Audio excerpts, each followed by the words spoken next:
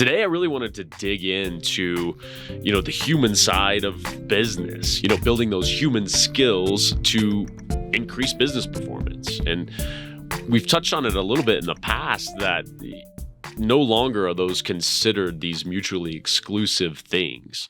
What actually happens is that it is the most intense, most profitable capitalistic edge that you could ever install into your strategies to become more profitable. We're talking about yearly. We're not talking about the brand power that extends through the life of the company, because the more you exhibit that congruently, the stronger and stronger and stronger your brand becomes. What is that step one to just make that assessment of where they are in this whole thing? Self-awareness. So for anyone who is out there in the listening audience wondering, like, I'm stuck as a leader, because I'll tell you, I've led companies. I've had 100 employees behind me. I know what it's like. You're overwhelmed. I get it. You have to first understand your own personal skills, your own personality traits, your own strengths, your own weaknesses. Number one. I've got a whole assessment program that does all of that. Incredibly accurate, incredibly valuable.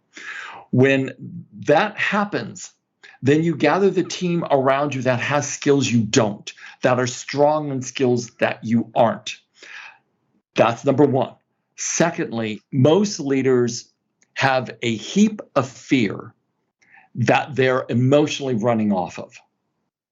And it's generally some level of adrenaline. What we have to really look at then is being able to actually quiet down the mind enough to think clearly. Because biologically, what happens when a leader's running on adrenaline and cortisol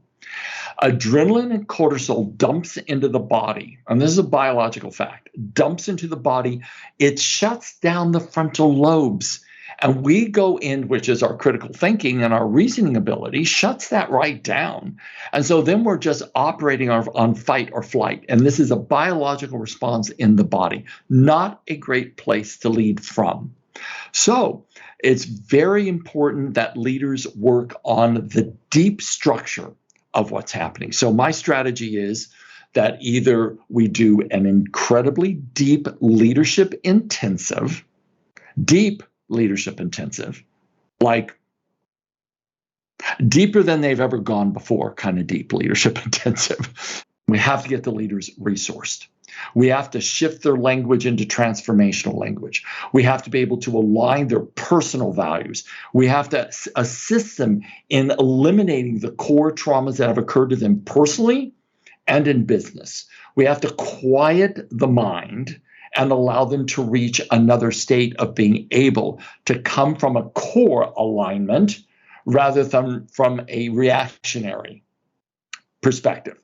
When we do that, what begins to happen that the leader builds a team around them, and they're all trained to do the same thing. Let's get to our core. Let's align ourselves. What are our values? What are our organizational values? Let's think from 7 different perspectives. Let's problem solve this thing. Let's innovate solutions. Let's look at the long-term effects.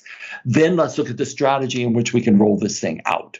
Then we bring in our managers, our team leads, our department heads, and we train them in a similar process so that we can go forward in a way that's going to have a solution in front of us that is the best that our talent has been able to figure out as a solution to resolve the problem. We do it that way, but first it's going to come from the executive team being willing to be aligned, to dive deep, and to finally do something that is not these fluffy leadership trainings, all based upon theories, or going to a TED Talk and having someone come in and tell you what the best practices are and give you some metaphors and some stories. It's deeper than that. If we're going to create change, it has to be between the 6 or 7 inches of your head. And what most leaders don't believe is they think I can read a book, just like you began. I can read a book, or I can listen to a TED Talk, or I can hire someone in at $100,000 and have them talk to my team. Oh boy, we're all changed. It doesn't happen like that. It's much more serious than that and much deeper. And it takes a much more profound commitment. I think what goes through somebody's head when they hear all of that from from you, especially if they haven't gone down this road before, Mm. is complete overwhelm. Where am I going to find the time for that? How would I possibly, I'm going to shut down my company for a year and go do this. It's all of that mindset comes flooding in, right? And besides the obvious of, well, if you don't fix this, everything's going to crash and burn anyway, because you've seen that, right? Besides that argument, it's also, it is that commitment. I'm going to do this.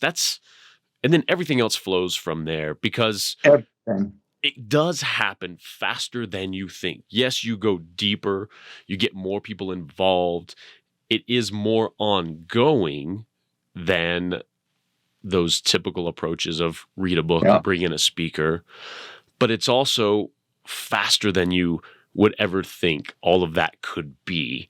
And all of a sudden you look up and your entire ship is heading in a different, better direction now. I love that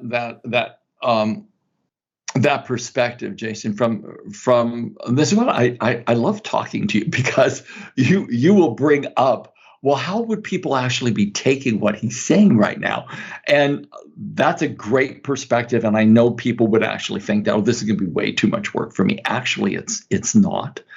What it is because when people are learning this information and they go into the office, and they're in their office and they're going through, they've just done a body of work, they come back, they have to immediately apply it. And how do people actually learn? They do it through repetition. Always and forevermore, it's through repetition. And the beauty of this is that they have to instantly begin to apply the principles. And when they instantly apply it from day to day, from the moment they learn it, they step into the role again, and suddenly there's like 3 or 4 or 5 or 10 or 15 or 20 phone calls, emails, where they have to apply. And when they begin to do this and they repetitively do it, it starts turning into a skill. And that skill is, well, it turns into a habit. Then it turns into their character. So if you really want to succeed as a leader and take your organization to the next level, then listen up, because it's about you. And if you don't have the courage to change, and if you don't have the courage to look in, then you should hand the mantle off to someone else who does and let them drive the company. Because quite frankly, you're going to fail as the leader that you hope to be, because you haven't had the courage to actually step up and do the deep dive work. It's time for us to learn the full potentiality of who we are and what we've come here to be, because a leadership position demands that of you, demands it from you. And there are people that you are in a position to enhance and improve their lives, therefore the lives of their children, therefore the lives of perhaps their parents, and multiple people in their community that they could be actually instrumental in helping as well. Turn your life into a beacon of good and let it shine out to as many lives as you possibly can.